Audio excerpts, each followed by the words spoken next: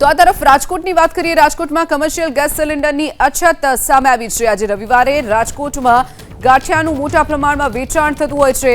ફરસાણના વેપારીઓ પાસે કમર્શિયલ ગેસનો જથ્થો ખૂટી પડ્યો છે।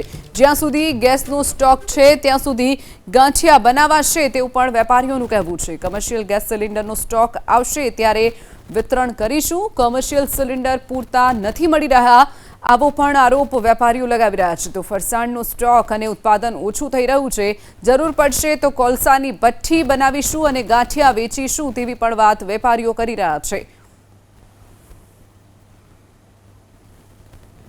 આજે રવિવારનો દિવસ છે અને રાજકોટવાસીઓની સવાર ગાંઠિયા સાથે પડતી હોય છે, પરંતુ આજે લોકોની થોડી ઓછી ભીડ પણ જોવા મળી રહી છે કેમ કે ગેસની અછત છે। દ્રશ્યો બતાવશું। માત્ર ગાંઠિયા બનાવવામાં આવે છે, અન્ય ફરસાણ અત્યારે જરૂરિયાત મુજબ બનાવવામાં આવતું હોય છે। જોઈ શકાય છે કે ગરમા ગરમ ગાંઠિયા અહીંયા ગેસમાં બની રહ્યા છે। કોમર્શિયલ બાટલો પણ ઉપલબ્ધ છે। વેપારી સાથે વાત કરીશું શું પરિસ્થિતિ છે કોમર્શિયલ ગેસને લઈને।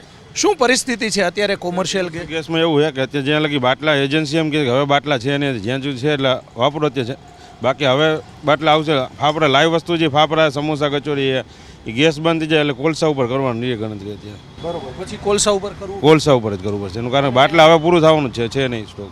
બરોબર, આ છેલ્લો સ્ટોક છે? આ છેલ્લો 2-3 દી હાલ એટલો જ છે પૂરું। તો પછી ગાંઠિયા વગર થશે હું આપણે રાજકોટમાં? રાજકોટની સવાર પહેલી જ ગાંઠિયાથી ચાલુ થાય એટલે એના વગર ચાલે એમ જ નથી। ગાંઠિયા તો કોલસા ઉપર છેલ્લે કરવા તો પડશે જ, કોલસા ઉપર બનાવશે।